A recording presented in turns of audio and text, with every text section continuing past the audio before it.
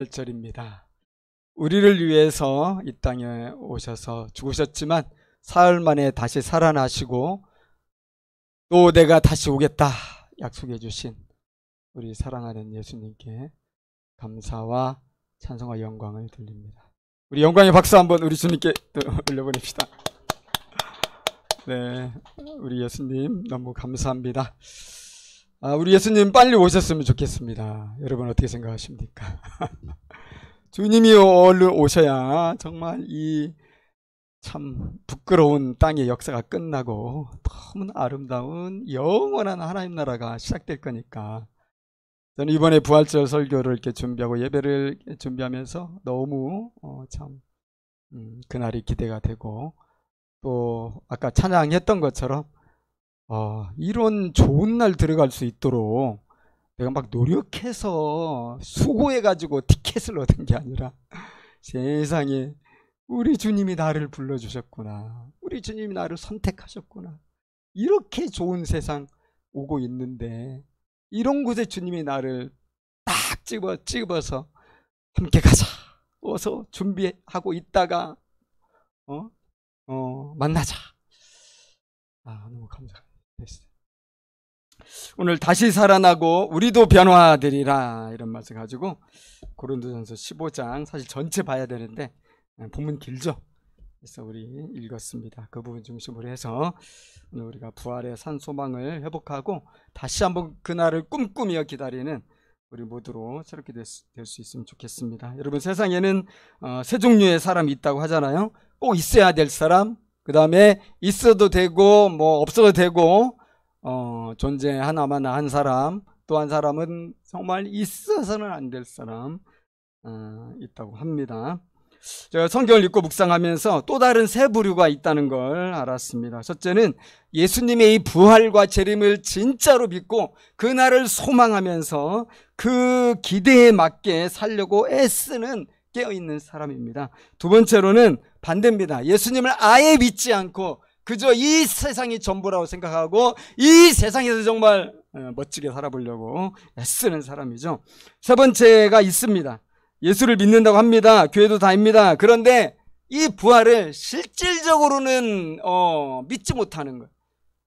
말은 믿는다고 해요. 그러나 실제 삶에는 부활의 능력이 믿지 않기 때문에 나타나지 않는 사람이죠.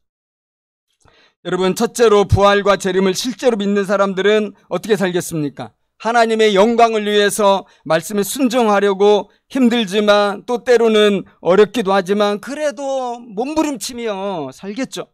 소망을 하나님께 두고 말씀대로 살려고 애쓸 것입니다.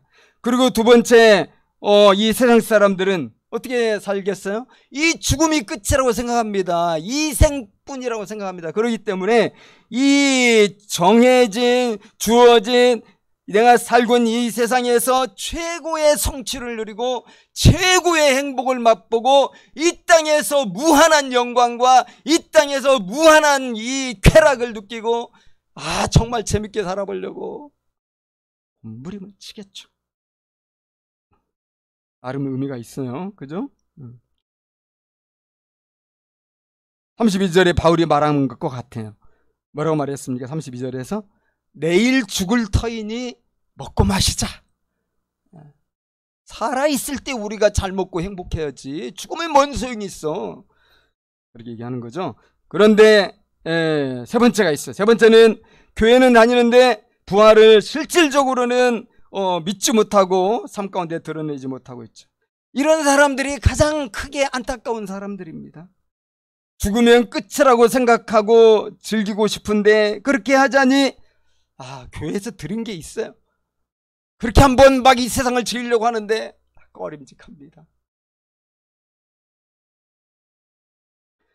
그런데 또 반대로 천국이 있다고 생각하면서 제대로 교회 생활 정말 열심히 하면서 또 세상에서 선교적인 그리스도의 소금과 빛처럼 살아보려고 막 하면 할수록 세상 사람들과 비교되면서 왠지 억울해.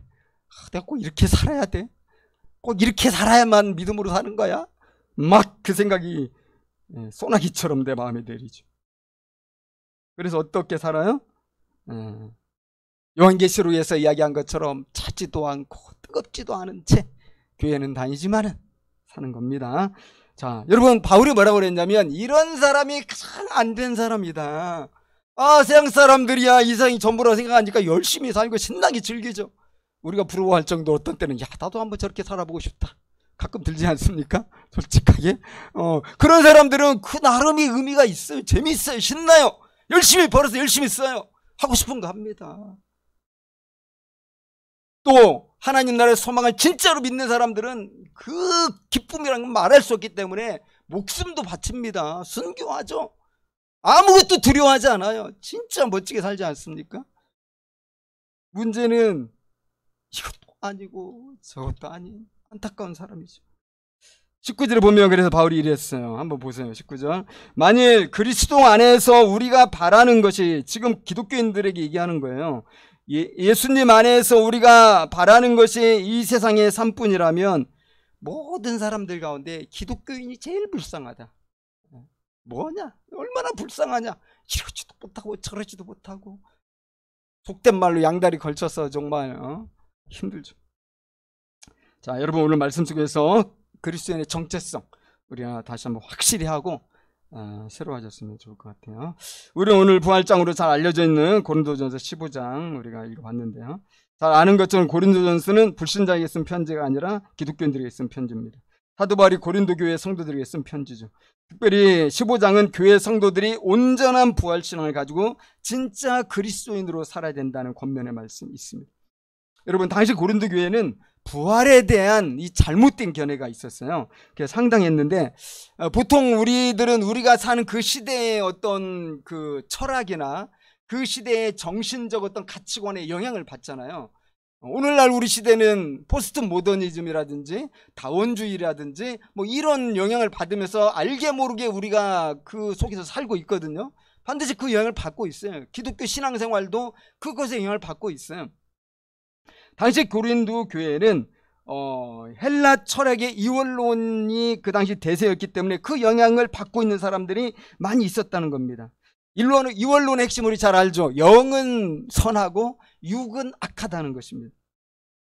인간의 영혼은 원래 신적인 본성을 가졌는데 육체의 감옥에 갇히게 되면서 신성이 훼손되는 위기에 빠졌다고 생각하죠. 그래서 당시 생각이 있는 사람들에게는 일생 동안 육을 극복하고 영혼을 정화하는 것이 지상 목표가 되는 거예요. 여러분, 영혼 불멸설 들어봤죠? 이게 기독교 사상입니까? 어떻게 생각하세요? 영혼 불멸설은 기독교 신학이 아니에요. 그건 기독교 사상이 아니에요. 영혼 불멸설은 플라톤 사상입니다. 이원론 사상에서 나온 것이고, 이것은 육을 부인하는 그런 이론이거든요. 우리 기독교에서도 가끔 쓰는 것 같아요. 영혼은 불멸한다. 그런데 이 영혼 불멸이란 말을 우리가 좀 주의해야 되는 것이, 이 말이 나올 때는 이 육체를 완전히 부인하는 말이란 말이에요. 육은 그저 감옥에 불과하다. 우리가 벗어버려야 될 아주 거추장스러운 것이고 아주 악한 것이고 타락한 것이다. 생각하는 거죠. 기독교는 영혼 불멸이 아니고 쉽게 말하면 기독교는 뭡니까? 육체를 포함하는 믿는 자 불멸설입니다. 좀 더 쉽게 말하면 신자 불멸설. 그리스도인은 절대로 망하지 않습니다. 멸망하지 않습니다. 그리스도인은 영원히 불멸하는 거예요. 무엇과 함께? 육체와 함께. 할렐루야. 그런데 당시 그리스 철학이 대세였기 때문에 그 영향을 많이 받는 기독교인들이 예수를 믿으면서도 영혼 불멸설을 따르게 되고 결국 영의 부활을 강조하는데도 육체의 부활은 믿지 못하는 이런 일이 생긴 겁니다. 그래서 여러분, 영혼 불멸설만 주장하고 육체의 부활을 믿지 못할 때 어떤 문제가 생기게 되냐면은 이 육을 멸시하게 되고 육으로 하나님께 영광 돌린다는 이 생각은 할 수가 없는 거예요.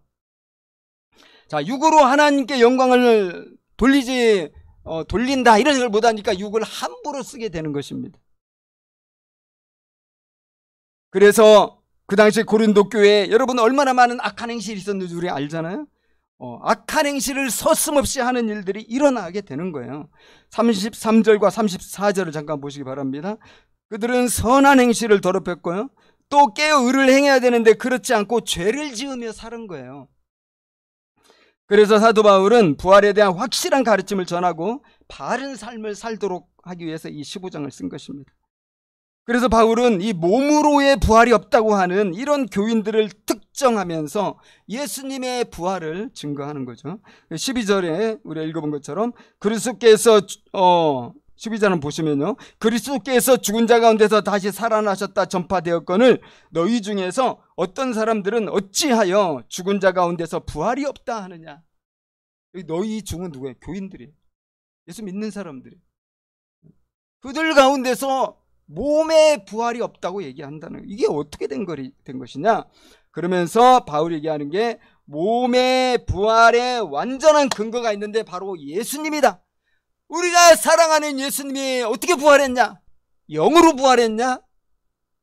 몸으로 부활했다. 이 얘기를 하고 이 예수님을 본 목격자들이 생생하게 지금도 살아있지 않냐. 첫 번째 베드로죠. 베드로에게 보이고 그 다음에 12제자에게 보이고 그 다음에는 일시적으로 500명의 형제자매들이 모여있는 곳에 예수님이 쫙 나타나셔서 이 몸을 보여주셨다는 거 뭐예요? 이 못자국 또 손과 발에 난 이 상처와 옆구리의 상처를 보여주셨다는 거예요. 그리고 만삭되지 못하여서 난 자 같은 자기에게도, 자기 같은 죄인에게도 부활하신 예수님이 나타나셨다. 그리고 예수님을 생생하게 목격한 사람들이 지금도 살아있지 않느냐. 그러면서 결국 바울이 주장하고자 하는 바는 그거죠. 예수님이 실제로 몸으로 부활하시기 때문에 예수 믿는 우리들도 그냥 영으로 부활하는 게 아니라 이 몸뚱이, 이 육체 가지고 부활한다. 그런 것입니다. 여러분, 자, 몸으로 부활한다고 그랬는데요, 한번 진작에 생각해 본 적 있습니까? 몸으로 부활한다고? 그럼 나는 어떤 몸으로 부활할까? 지금과 똑같은 몸으로 부활하길 원하시는 분? 저는 원하지 않습니다.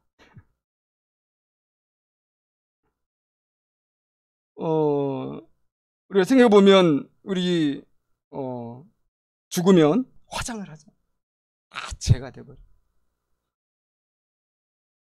또 땅에 많이 예전에 묻었는데 오래되면 부패해서 흙과 자연스럽게 섞이고 흙이 되죠. 현대에는 과학이 발달해가지고 전쟁이 일어나면 막 폭탄이 터지잖아요. 안타까운 일이지만 우리가 폭탄을 맞으면 어떻게 되겠습니까? 산산조각 나버립니다. 다양한 사고로 뭐 산에서도 죽고 바다에서도 죽고 뭐 도로 위에서도 죽고 결국 세월이 지나면 어떻게 죽든지 간에 형체가 다 사라지죠. 근데 우리가 다시 부활한다면 어떤 모습으로 부활할까? 이미 형체도 다 사라졌는데, 사실 예수님 생각해보면 예수님의 형체가 사라졌어요? 예수님은 형체를 그대로 보존하고 있다가 그 형체가 그대로 살아났죠. 그래서 옛날에는 믿는 자들 절대 화장 안 했어요. 왜냐면 부활해야 되니까. 그 몸 그대로, 교회 예전에 그래서 교회가 대부분 다 무덤이 있었잖아요. 성도들의 무덤이. 옛날 카타콤에도 보면 다 이 무덤하고 이 시체와 같이 살았거든요. 근데 부활할 걸 기대했기 때문에. 근데 오늘날 누가 요즘은 다 이렇게 화장을 많이 하는데, 그죠? 자, 어떤 몸 가지고 부활할까? 35절에 보면 답이 나와요. 누가 묻기를 죽은 자들이 어떻게 다시 살아나며 어떤 몸으로 오느냐, 이렇게 했죠. 누가 이렇게 묻는다는 거예요. 바울은 이렇게 묻는 사람을 뭐라고 말했냐면 이 어리석은 사람아 그랬어. 그죠? 그러면서 아주 쉬운 방법으로 부활을 설명하는데요. 첫째는 식물의 이치와 같다 설명합니다. 씨를 뿌릴 때는 작은 알갱이에 불과하고 마치 죽은 것 같은 것이지만 그것이 자라서 나무와 곡식이 되잖아요. 그런 것 같다는 거예요. 심을 때는 나무를 심는 게 아니라는 거예요. 심을 때는 조그만 씨를 심는데 이 씨가 완전히 다른 형체를 가지게 된다는 거죠. 그렇게 되는 이유는 하나님이 주권대로 형체를 결정하시니까요. 38절, 하나님이 그 뜻대로 그에게 형체를 주시되 각 종자에게 그 형체를 주시느니라. 우리가 힌트를 얻는 거, 우리도 하나님이 원하시는 모습 새롭게 나에게 형체를 주시겠구나. 그죠? 두 번째, 다른 피조물이 예를 듭니다. 모든 피조물마다 뭐 물고기도 있고 동물, 짐승도 있는데 각각의 육체가 있고요. 또 별과 이런 자연 만물이 있는데 각각의 영광이 있다는 겁니다. 이게 39절에서 41절까지 얘기하고 있죠.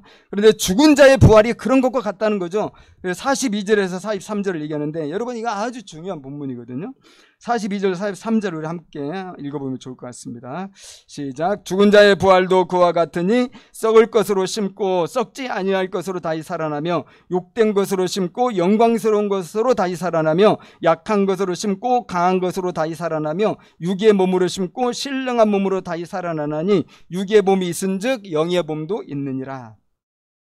우리는 바울이 이런 진술에서 우리 몸에 대한 이해를 하게 돼요. 아, 우리 몸이라는 건 이런 거구나. 또 우리가 이제 나중에 부활을 하게 되는데 그때 부활할 우리 몸, 부활체, 영의 몸이죠.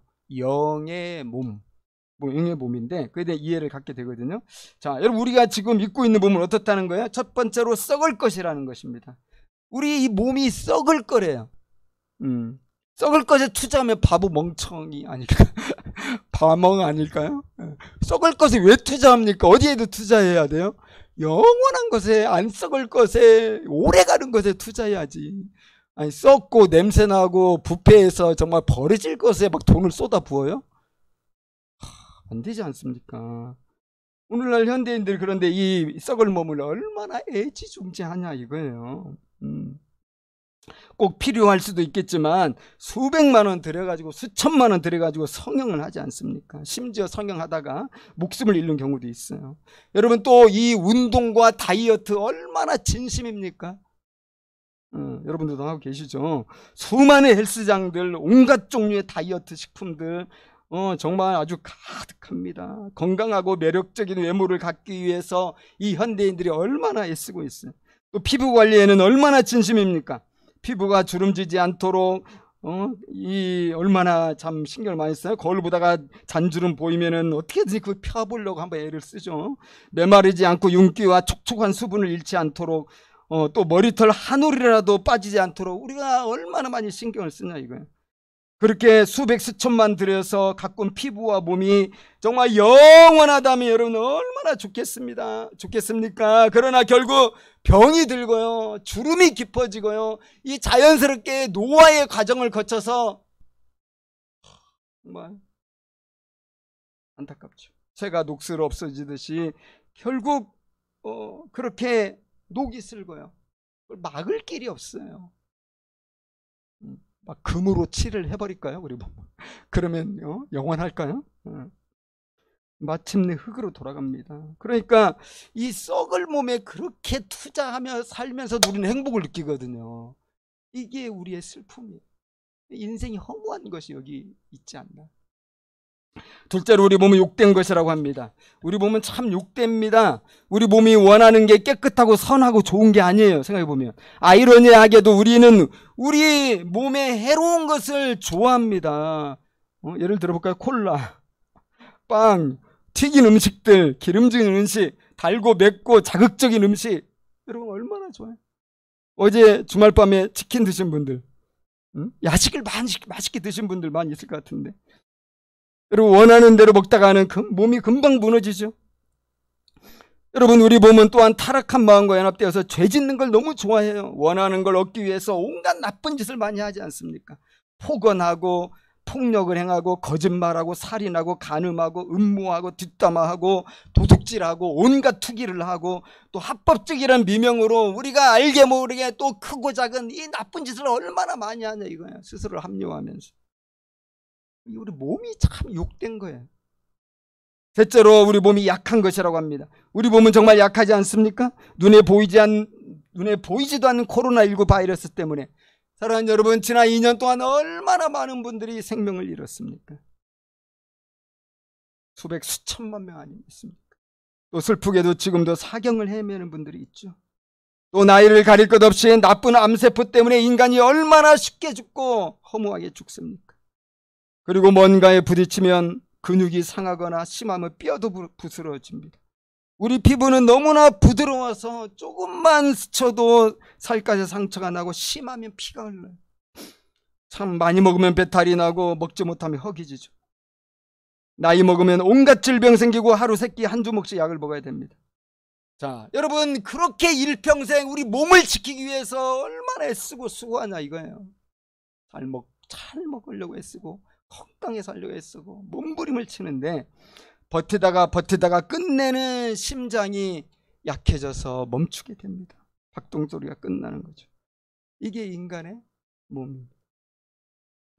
사랑하는 여러분, 그런데 오늘 진짜로 기쁜 소식이 있다는 겁니다. 우리가 부활하여 새롭게 있게 될 몸은 전혀 그렇지 않다. 42절 썩을 것으로 심지만 썩지 아니할 것으로 다시 살아납니다. 다시 살아나요. 43절 욕된 것으로 심지만 영광스러운 것으로 다시 살아납니다. 약한 것으로 심지만 강한 것으로 다시 살아나는 거예요. 이런 부활체를 사도 바울이 44절에서 뭐라고 했습니까? 신령한 몸이다. 또 영의 바디, 영의 몸이다. 영적 존재라고 안 그랬어요. 영의 몸이다. 영의 몸은 지금 우리의 몸과 질적으로 다르다는 거죠.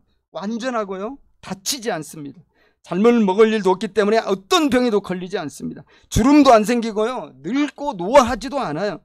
결단코 뼈나 피부도 상하는 일이 절대로 없습니다. 결론은 절대로 죽지 않고요, 상처받는 일도 절대로 없고요. 이 고통이라는 것, 육체적인 이 죽음이라는 것, 우리의 이야기거리가 더 이상 되지 못해. 제가 예수님의 이 부활을 묵상하면서 찬양을 하나 들었는데 여러분 한번 들어보면 좋겠어요. 셋째 날의 영광. 저 처음 들어봤어요. 셋째 날의 영광이 뭘까 들어봤는데 완전 부활 CCM이더라고요. 셋째 날의 영광이 뭡니까? 우리 예수님께서 모든 썩을 몸을 다 벗어버리고 새로운 영의 몸으로 부활하신, 사망을 패하고 영생을 취하신 그날, 부활의 영광의 그날이 셋째 날의 영광이잖아요. 그런데 이 셋째 날의 영광을 우리가 언제 경험하게 되냐면 우리 예수님이 다시 오실 때 우리가 이 영광을 같이 공유하게 되니까 저는 몸의 부활을 정말 사모하는 마음이 생기면서 혼잣말로 고개를 들고 예수님께 물었습니다. 예수님 언제 오십니까? 이 좋은 몸 제가 빨리 입고 싶어요. 그랬거든요. 여러분도 같은 마음이죠? 우리 장로님 많이 늙으신 것 같은데 너무 걱정 마세요. 자, 이에 대해 바울은 조금 더 보충 설명을 합니다. 우리 몸이 약한 것은 흙에 속했기 때문이라는 거예요. 아담의 형상이기 때문이라는 거예요. 45절부터 49절까지 그 얘기거든요. 그래서 흙에 속해서 흙에 속한 자의 형상을 우리가 가지고 살기 때문에 우리가 약하고 욕되고 썩을 수밖에 없다는 건데, 이러한 우리 몸이 하늘에 속한 자의 형상을 입으면서 부활한다는 거예요. 완전히 질적으로 다른 육체를 갖게 돼요. 질적으로 다른 육체. 그래서 여러분, 우리가 부활을 생각할 때 나사로 얘기 많이 하잖아요. 나사로를 우리가 부활이라고 생각하면 안 돼. 나사로는 부활한 게 아니라 소생한 거죠. 여러분, 나사로가 부활할 때 영의 몸으로 부활했습니까? 나사로의 부활은 새로운 질적으로 달라진 영의 어떤 이런 몸이 아니라 나사로의 몸은 그냥 또 죽을 몸으로 다시 살아난 거예요. 그래서 다시 죽었죠. 부활은 그런 게 아니에요. 49절에 우리가 흙에 속한 자의 형상을 입은 것 같이 또한 하늘에 속한 이의 형상을 입으리라. 자, 그래서 우리는 하늘에 속한 자의 형상을 입고 다시 태어난다. 태어난다기보다는 다시 지어진다. 우리가 애기로 태어나는 거 아니니까. 정말 우리는 어떤 형상으로 다시 이렇게 지어지면 좋겠습니까? 정말 지금 자기의 얼굴이나 몸을 마음에 들어하는 분은 없을 거예요. 저도 제 몸이 정말 마음에 안 드는데 너무 키도 작고 여러 가지로 마음에 안 들죠. 혹시 이대로 부활하는 거 아니야? 이 질만 좀 바뀌어가지고 걱정하지 마시기 바랍니다. 하나님을 위해 믿으셔도 돼요. 하나님은 아까 그 형체를 주신다고 그랬잖아요. 그래서 우리에게 가장 알맞은 형체, 누가 봐도 빛나는 형체, 누가 봐도 감동하는 이 형체를 각각의 사람에 맞게 주신다는 겁니다. 진짜 복음이죠. 자, 근데 우리가 예수님의 부활하신 모습을 보면요, 우리의 변화될 모습 상상할 수 있어요. 예수님 어떤 모습으로 부활하셨죠? 가장 먼저 우리가 알 수 있는 것은 생전의 모습과 상당히 다르게 부활했다는 거예요. 예수님의 영의 몸은 달라요. 이전에 가지고 계셨던 160cm도 안 되는 그 거무튀튀한 피부를 가지고 늘 피곤해 지치시고 쉬고 싶었던 그런 예수님의 연약한 몸하고는 완전 다른 몸으로 영광의 형체로 변화되신 것입니다. 그래서 못 알아봐요. 여러분, 예수님의 변화된 몸 제자들이 단박에 알아봤습니까? 못 알아봤어요. 자, 부활의 첫 번째 증인이 막달라 마리아였죠. 요한복음 20장 14절 보면 막달라 마리아가 예수께서 서 계신 것을 보았으나 예수신지를 몰랐다 이렇게 써 있거든요. 몰랐어요. 그리고 막달라 마리아는 동산직인 줄 알았어요. 15절을 보니까 예수께서 이르시되 여자여 어찌하여 울며 누구를 찾느냐 하시니 마리아는 그가 동산직인 줄 알고 이르되 주여 당신이 우리 예수님 시체 옮겼어요? 그럼 어디 두었는지 나에게 좀 알려주세요. 이렇게 말을 했어요. 예수님 눈앞에 두고도 예수님 시체를 찾고 있는 거예요. 이게 무슨 말이에요? 예수님 바뀌었다는 거예요. 형체가.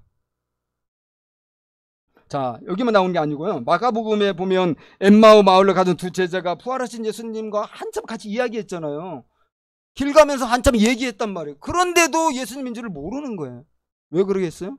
다르다는 거지. 누가복음 24장 15, 16절 그들이 서로 이야기하며 문의할 때 예수께서 가까이 이르러 그들과 동행하시나 그들의 눈이 가리어져서 그인 줄 알아보지 못했다. 그러니까 우리도 부활하면 지금 다르죠. 그럼 우리가 서로 못 알아볼 수도 있겠네요. 그죠? 그럴 수 있을 것 같아요. 못 알아보면 좋은 점도 있겠죠? 자, 이 새로운 부활체는 또 우리의 상상을 초월하는데요. 자, 부활하신 예수님께서 사람들을 정말 놀라게 하셨어요. 그게 왜 놀라게 하셨죠?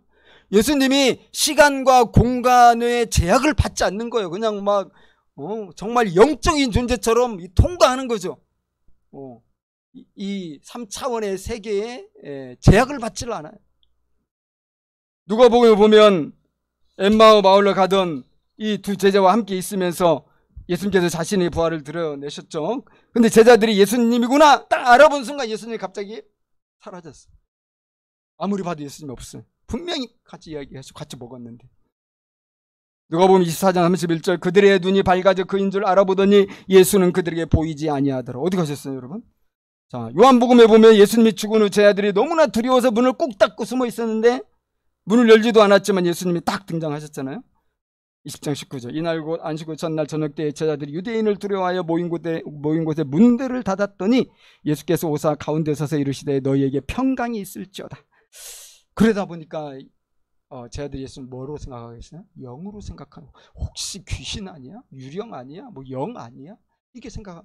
왜냐하면 다르잖아요, 너무. 누가복음 24장 37절에 그들이 놀라고 무서워하여 그 보는 것을 영으로 생각하는지라. 그럴 수밖에 없을 것 같아요. 그래서 예수님은 이 제자들을 다 이해하시죠. 육을 가진 제자들을 다 이해하시고 또 자기가 변화된 거 아시기 때문에 이 제자들 어떻게 하면 나를 잘 설명할까 하시다가 뭐 하신 줄 아세요? 야, 같이 좀 먹자 이렇게 말씀하셨어요. 누가복음 이어서 24장 41에서 43절 보면 그들이 너무 기쁨으로 아직도 믿지 못하고 놀랍게 여길 때 이르시되 여기 무슨 먹을 것이 있느냐 하시니 이에 구운 생선 한 토막을 드리니 받으사 그 앞에서 잡수시더라. 그러니까 여러분 예수님은 영이 아니라 몸이죠. 그래서 부활체는 신비한 몸이라는 걸 알 수가 있어요. 먹고 마시고 다 할 수 있는데 또 시공간 이동도 자유로워요. 정말 멋지지 않습니까? 우리 몸이 이렇게 된다는 겁니다. 생각만 해도 신나지 않습니까? 그런데 언제 그런 몸으로 우리가 부활할까요? 바울은 비밀이라고 그랬어요. 비밀이야. 그런데 비밀이야 하면서 얘기 다 해줬어요. 언제? 예수님께 다시 오실 때. 자, 51절과 52절 보겠습니다. 보라 내가 너희에게 비밀을 말하노니 우리가 다 잠잘 것이 아니요 마지막 나팔에 순식간에 호련히 다 변화되리니 나팔 소리가 나매 죽은 자들이 썩지 아니할 것으로 다시 살아나고 우리도 변화되리라. 이 썩을 것이 반드시 썩지 아니할 것을 입겠고 이 죽을 것이 죽지 아니함을 입으리로다. 예수님이 재림하실 때 가장 확실한 이 소리는 뭐냐면 엄청나게 큰 천지를 진동하는 나팔 소리가 들린다는 겁니다. 나팔 소리를 들으면 어떻게 해요? 죽은 자들 그리고 살아서 믿는 자들이 순식간에 변해 호련히 변화돼. 뭐 어떤 과정을 거쳐 변화되는 게 아니라 갑자기 질적인 변화가, 이 화학적 변화가 일어나 버려요. 질적인 변화. 나팔 소리를 들을 때, 여러분 나팔 소리 잘 들어야겠어요. 이미 죽어서 낙원에 가 있는 기독교인들은 딴짓 안 할 테니까 잘 듣겠죠, 당연히. 근데 문제는 살아있는 사람들, 만약 예수님이 오시는데 우리가 엉뚱한 짓 하고 있고 죄 속에서 방황하고 있으면 나팔 소리 못 들을 거 아니야. 게임하느라고 막 게임 소리 크게 듣고 있으면 나팔 소리 혹시 안 들지 몰라. 막 이어폰 다 끼고 있고 막 하고 있으면 뭐 지나친 상상일 수 있겠지만, 어쨌든 나팔 소리 잘 들어야 돼. 자, 나팔 소리와 함께 우리가 호련히 부활의 형체로 변화될 텐데요. 그 시점이 바로 뭐냐면 사망이 끝나는 시점이에요. 25절 26절에 이렇게 말했어요. 그가 모든 원수를 그 발 아래에 둘 때까지 반드시 왕노릇 하시리니 맨 나중에 멸망받을 원수는 사망이니라. 그래서 바울이 그 유명한 승리의 찬양을 하는 거죠. 54절 55절에서 이 썩을 것이 썩지 아니함을 입고 이 죽을 것이 죽지 아니함을 입을 때에는 사망을 삼키고 이기리라고 기록된 말씀이 이루어지리라. 사망아 너의 승리가 어디 있느냐? 사망아 내가 쏘는 것이 어디 있느냐? 여러분, 예수님의 재림으로 믿는 자들이 부활하고 육의 몸과 이 타락한 세상을 지배했던 사망의 권세도 끝장나 버리는 것입니다. 여러분, 이 날이 정말로 기다려지지 않습니까? 우리 세상은 어떻습니까? 우리 세상은 온갖 죽음으로 두려워하는 세상이지 않습니까? 이 죽음의 그늘 때문에 우리가 다 불안해하고 걱정하고 염려하고 이게 떠는 거 아닙니까? 이 세상에 죽음이 없다면 우리가 무서워할 일이 뭐가 있겠습니까? 우리는 이 죽음의 권세 아래서 늘 신음하면서 지금 살고 있어요. 이제나 저제나 어디 아프지 않을까? 코로나 걸리지 않을까? 그러다 혹시 죽지 않을까? 암에 걸리지 않을까? 그 걱정 불안. 그래서 막 건강한 거 먹으려고 애쓰고, 잠도 좀 숙면하려고 애쓰고, 일도 좀 제대로 좀 적당히 하려고 애쓰고, 어떻게 좀 살아보려고. 죽음의 지배를 우리가 완전히 받고 있어서 사실 하나님 백성으로 정상적으로 살기가 어렵긴 해요. 그런데 여러분, 그런 세상이 끝이 난다. 사랑하는 여러분, 예수님의 부활로 말미암아서 하나님의 나라가 본격적으로 시작이 된 거고요. 새로운 세상이 열린 것입니다. 부활하기 전까지는 한계가 있었어요. 그러니까 예수님이 부활하지 않았다면 우리 믿는 것이 다 헛것이라고 그랬잖아요. 예수님이 부활하심으로써 새로운 몸으로 이 땅에 오셔서 우리 함께 하심으로써 우리 가운데 이제 진정한 우리의 육의 몸이 들어가게 될 하나님의 나라, 그 세상이 새롭게 시작이 되었다는 것입니다. 우리는 지금 예수 안에서 육에 속한 세상을 살아가는 것 같지만 아니에요. 새로운 세상을 우리는 이미 살아가고 있고요. 예수님의 재림으로 마침내 완성될 새하늘 새 땅의 세계에 살아갈 것을 준비하면서 지금 살아가는 겁니다. 그 날에 들어갈 준비를 하면서 살아가는 겁니다. 그래서 여러분, 성도들이 누구예요? 나그네들인 거예요. 거룩한 나그네라고 왜 성경에서 그렇게 많이 강조합니까?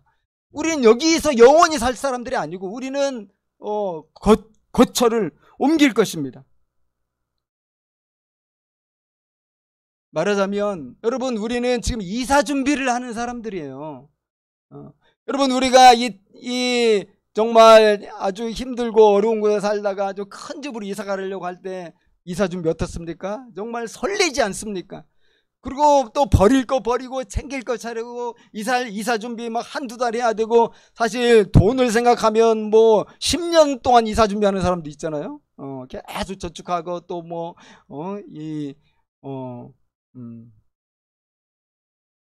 돈을 우리가 준비를 해야 되니까. 우리가 이 땅에서 하는 게 뭐예요? 이사 준비하는 거예요. 여러분, 이사 준비하고 있어요? 이사 준비 못하고 여기서 영원히 살 것처럼 사는 건 가장 어리석은 사람들이다 이거죠. 다 썩어버리고 다 부패할 건데 왜 거기다 이렇게 투자를 정신없이 이렇게 하면서 막 그것 때문에 스트레스 받고. 물론 우리가 살면서 어느 정도 뭐 필요하긴 하지만 우리의 눈은 항상 하늘을 향해 있고요. 이사갈 집에 우리가 포커스를 맞추고 지금 준비를 해야죠. 그죠? 그래서 바울이 마지막 구절 주신 거예요.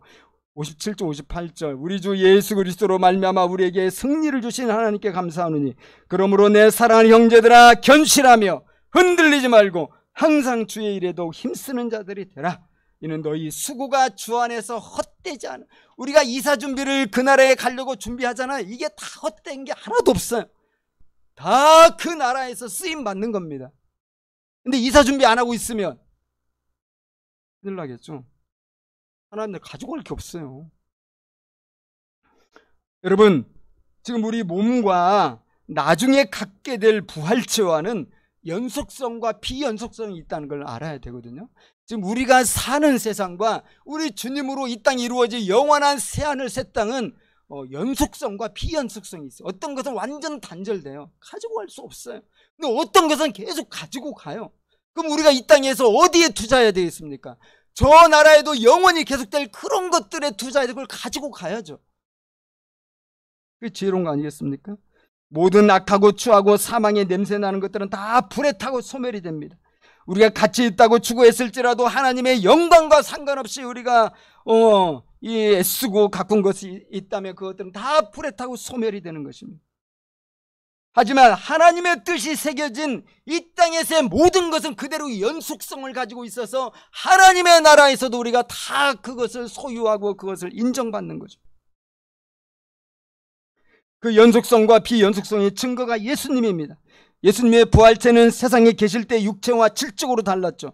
비연속적입니다. 하지만 예수님께서 하나님 아버지께 복종하신 그 십자가의 흔적은 그대로 남아있지 않았습니까? 이거 연속적이라는 겁니다. 그것 때문에 제자들이 예수님을 알아보았고 우리도 천국에서 예수님을 알아보는데 실수하지 않을 수 있는 이유는 예수님이 이 땅에서 아버지께 복종하셔서 남기신 그 흔적이 그 몸에 여전히 있어요. 이게 예수님의 얼굴 보고는 몰라. 근데 그 못자국, 창자국, 가시 밀려서 썼던 자국, 이걸 우리가 만져볼 때 우리 예수님이구나. 우리의 경배와 찬양. 이겠죠. 여러분, 잘 믿지 못하던 도마가 결국 예수님 보고 나의 주 나의 하나님이라고 말할 수 있었던 것은 예수님의 몸에 나 있는 그 상처를 확인했기 때문이 아닙니까? 예수님 직접 이렇게 말씀하셨습니다. 누가복음 24장 38, 39절. 예수께서 이르시되 어찌하여 두려워하며 어찌하여 마음에 의심이 일어나느냐. 내 손과 발을 보고 나인 줄 알라. 또 나를 만져보라. 영은 살과 뼈가 없으되 너희 보는 바와 같이 나는 있느니라. 사랑하는 여러분, 우리가 이 땅에 살면서 그리스도의 복음을 위하여 수고한 흔적들이 있습니까? 그것은 다 남는 것입니다. 우상을 숭배하지 않고 하나님만 섬기다가 고난당한 상처가 있습니까? 그대로 다 남습니다. 주님의 몸된 교회를 섬기고 이 교회를 사랑하다가 헌신한 그 흔적들이 있습니까? 서로 사랑하고 이웃을 사랑하다가 보면은 우리가 억울한 일을 겪을 수 있어요. 억울하게 받은 상처나 그 괴로움이 혹시 있습니까? 다른 사람을 섬기기 위해서 스스로 당한 말 못할 고난과 흘린 눈물이 있습니까? 이 모든 것들은 다 흔적으로 남는다는 것입니다. 십자가와 부활의 복음을 전하며 좁은 길을 가면서 외롭게 살았다면 그것도 영광의 흔적으로 남습니다. 주님의 영광스러운 부활체에 그것을 그대로 연속이 되게 하셔서 비록 우리가 영의 몸으로 부활돼서 잘 모를지라도 그것 보고 우리가 서로 알아보는 거예요. 여러분, 사도 바울이 그런 말을 한 적이 있거든요. 나는 내 몸에 그리스도의 흔적을 가지고 있다. 갈라디아서 6장 17절. 이후로는 누구든지 나를 괴롭게 하지 말라. 내가 내 몸에 예수의 흔적을 지니고 있느라. 바울은 거짓 이단들과 대적자들로부터 스스로를 지키고 있는 거죠. 누가 뭐라고 해도 내 몸에는 그리스도의 흔적이 있다. 우리 주님께서 나를 알아보실 거다. 사랑하는 여러분, 어떤 흔적을 가지고 계십니까? 주님을 위하여서 받은 그 상처가 흔적으로 남은 게 있습니까? 여기서 흔적은 헬라어로 스티그마라고 합니다. 당시에는요, 이 짐승들뿐만 아니라 노예나 군인들에게도 이 스티그마를 딱 찍어가지고 이 소유주를 표시하고 또 어느 군대에 소속됐는지 그것을 표시하고 했다고 그러죠. 오늘날도 우리 몸에 이 물리적으로 흔적을 남기는 사람이 많아요. 물론 꼭 필요해서 할 사람도 있겠지만 어쨌든 이 성형하면 우리 몸이 막 흔적이 남잖아요. 겉은 이렇게 가죽으로 이쁘게 할지 몰라도 뼈는 다 흔적이 남죠. 또 여러분 많은 문신도 하는 경우도 있죠. 자, 그런 것들은요 우리가 죽으면서 다 사라집니다. 썩어버려요. 먼지가 돼버려요. 그러나 우리가 주님을 사랑하면서 우리가 갖게 된 흔적, 우리가 서로 사랑하고 이웃을 사랑하면서 선교하면서 갖게 된 흔적들은 주님이 영원히 남겨주시고 그것으로 우리가 하나님께 영광 돌리고 우리가 서로 알아보게 되고 하는 것입니다. 하나님 여러분, 우리 예수님께서 성경대로 죽으시고 성경대로 다시 살아나셨습니다. 이제 우리 차례입니다. 우리도 주님의 나팔 소리가 들릴 때 썩을 육체를 벗어버리고 영광스럽고 강한 몸으로 변화됩니다. 부활의 삶은 예수님의 재림 후에 그때 사는 게 아니에요. 예수님을 믿은 순간부터 우리는 새로운 세상에 속하여서 그 세계를 준비하면서 이사 준비를 하는 것이죠. 지금 우리가 부활을 사는 것입니다. 비록 여전히 우리는 썩을 몸, 약한 육의 몸을 가지고 있지만 성령의 보증으로 우리는 부활의 씨를 가지고 있는 거 아니겠습니까? 우리 안에 예수 믿음으로 부활의 씨를 다 가지고 있어서 이것이 이제 열매를 맺을 것입니다.